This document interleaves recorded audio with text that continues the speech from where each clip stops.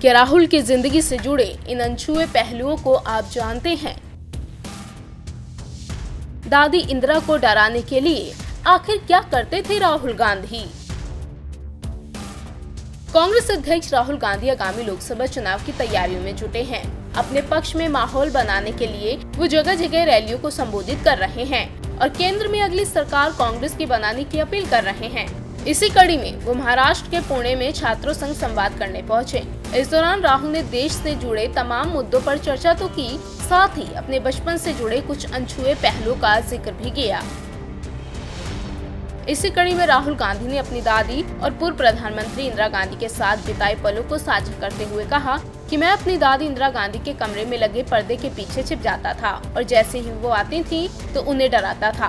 राहुल ने कहा कि हालांकि उनकी दादी को ये पता चल जाता था कि मैं कमरे में हूँ और वो सिर्फ डरने का नाटक करती थी।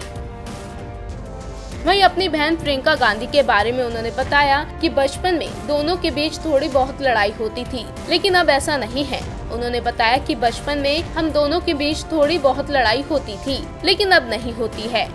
उन्होंने कहा कि मैं जब छोटा था तो मैंने अपनी दादी और पिता की हत्या के बारे में हिंसा देखी थी। उन्होंने आगे कहा कि मेरी बहन मेरी बेस्ट फ्रेंड है और हम एक दूसरे को बखूबी समझते हैं।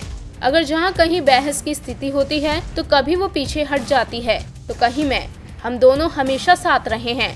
राहुल ने बताया कि वो रक्षाबंधन के त्योहार में अपने हाथ में तब तक राखी बांधे रहते हैं जब तक कि वो अपने आप टूटकर अलग ना हो जाए। इस दौरान राहुल गांधी ने राजनीति से संन्यास लेने के सही उम्र का जिक्र भी किया और कहा कि राजनीति को अलविदा कहने के लिए नेताओं के लिए 60 साल की उम्र सही है।